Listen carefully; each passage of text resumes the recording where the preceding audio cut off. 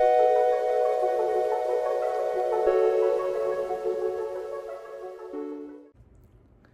my name is Victoria Steele, and I'm applying to be a graduate assistant for the 2025-2026 academic school year. The hard skills and personality traits that I think will be an asset to my resident assistants and residents in this role is my communication, my assertiveness, my ability to hold myself accountable, and my reliability. So communication, I believe that in order to be a good communicator, you have to be able to actively listen and you have to be able to deliver messages that are clear and concise. I am somebody who is very assertive and I'm very to the point. So I do not have any issue communicating. I do not have any issue listening to other people's perspectives and viewpoints because they're all important to me.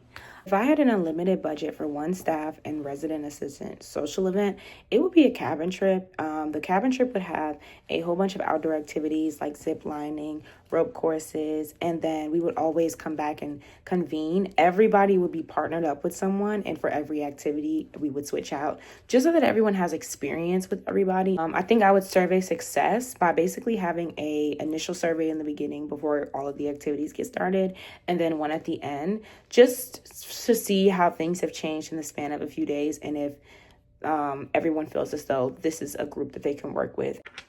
I can best serve my RAs by being accommodating. I think that in my experience of being an RA, I didn't really get accommodated in the ways that I needed, even when I let my GA sometimes know ahead of time, like, hey, this is what I wanted to do. Let me know if it works out in the schedule or whatever the case may be. So I think that when you are an accommodating person, it fosters a better work environment. So I think the best way that I can do that is trying to just accommodate my RAs as much as possible, but also still remaining within Res Life's agreements and the RA contract. A time I've had to manage a group with conflicting perspectives was my cognitive communication lab. So I am in a group of 3 and we all collaboratively lesson plan together, and there were multiple occasions where we just could not agree on what we wanted to do. So what I decided to do was just pull one lesson plan out of everybody's ideas and kind of fuse it together and see what we could do as far as making sure that the evidence-based practice is there and making sure that we're serving our client the best way possible. So we resolved it by basically just generating a list. I put the list all together and we just sat together and picked and had to understand that we're a group. We're not against one another. We're working with one another. And even though our perspectives are different, it doesn't mean it doesn't have to be a negative conflict. I ensured the team stay motivated and addressed all challenges while working toward a common goal by just reminding them, like, we're not doing this for ourselves. We're doing this for somebody else.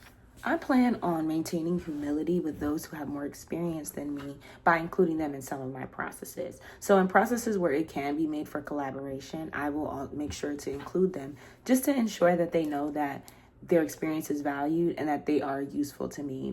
So if I notice there is a toxic situation within the staff, my first step is going to be to address the situation, to identify any of the issues that the staff may be having. Then I'm going to go to addressing concerns privately, because I feel doing things in a group setting as the first step isn't always the best, because people can feel intimidated and not want to speak up. And after I get everyone's accounts, I do want to hold a team discussion just so we can voice our opinions, get any issues that may be held in outside, and just try to branch the gap between whatever the issue is. I do want to set clear standards after we have a team discussion and moving forward, and just ensuring that we're all respecting each other and holding each other to a high standard. And I am going to follow up just to provide support and to also assess if there's any other issues that are going on, or if the issues that have already been discussed are still continuing. I'm also going to be establishing boundaries. I think boundaries within a team environment is very, very important, because without boundaries, I think it causes for a lot of confusion and can lead to unnecessary conflict.